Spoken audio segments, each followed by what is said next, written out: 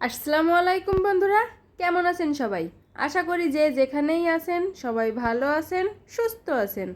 আমরাও আল্লাহর রহমতে আলহামদুলিল্লাহ ভালো আছি, সুস্থ আছি।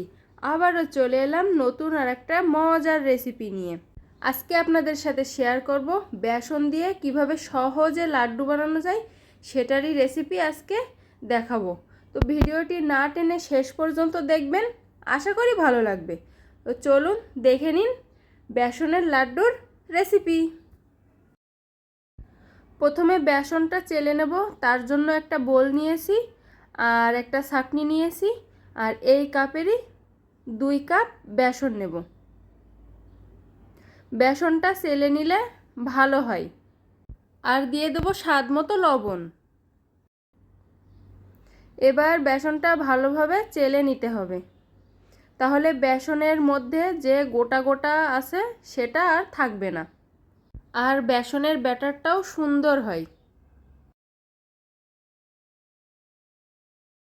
যেই কাপ মেপে বেসন নিয়েছিলাম সেই কাপেরই 1 কাপ পানি নিয়েছি। এবার অল্প অল্প পানি দিয়ে একটা ব্যাটার তৈরি করব।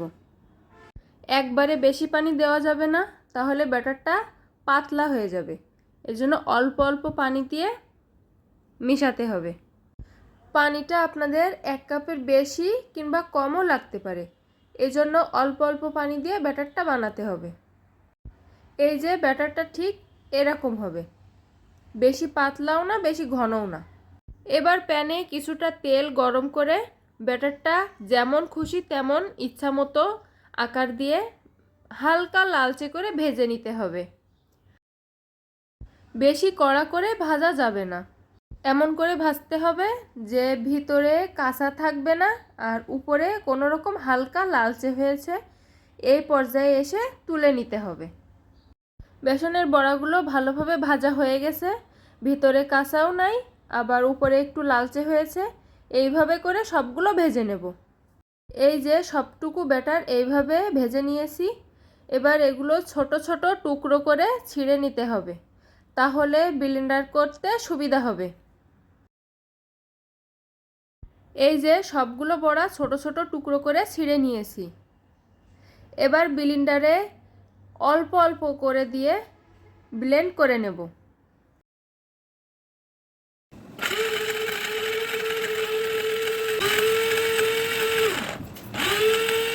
ব্লেন্ডার করার সময় ব্লেন্ডারের শব্দে আমাদের জোহান বাবাটা একটু ভয় পাচ্ছিল, তাই ওর হাতটা ব্লেন্ডারে দিয়ে ভয়টা ভাঙাচ্ছিলাম।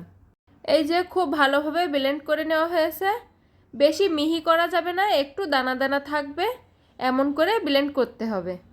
এই যে সবগুলো বেসনের বড়া গুঁড়ো করে নিয়েছি। বেশি মিহি করে গুঁড়ো করলে কিন্তু লাড্ডুটা ভালো লাগবে না খেতে। এবার শিরা তৈরির জন্য এখানে যে কাপ মেপে বেসন নিয়েছিলাম সেই কাপেরই 1 কাপ চিনি নিয়েছি, আর দিয়ে দেব 1.5 কাপ পানি, 1 কাপ আর হাফ কাপ। এবার চুলার আঁচ মিডিয়ামে রেখে চিনিটা গলিয়ে নেব।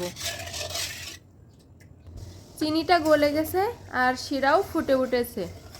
এই শিরাটা বেশি ঘন হবে না, এমন পাতলাই থাকবে, হালকা একটু চ্যাটচিটে হলেই হবে। এই পর্যায়ে এসে দিয়ে দেব 2-3 ফোঁটা ফুড কালার। এটা দিলে লাড্ডুর কালারটা খুব সুন্দর আসে। এটা অপশনাল, এটা না দিলেও কোনো সমস্যা নাই। শিরাটা একদম পারফেক্ট হয়েছে। এবার দিয়ে দেব ব্লেন্ডার করে রাখা সেই গুঁড়ো। চুলার আঁচ একদম লোতে রেখে মেশাতে হবে, না হলে কড়াইয়ের নিচে লেগে যাবে। এবার দিয়ে দেব হাফ চা চামচ এলাচের গুঁড়ো। এলাচের গুঁড়োটা শিরার ভিতর দিলে সবথেকে ভালো হয়, আমার মনে না থাকার কারণে এখন দিয়ে দিচ্ছি।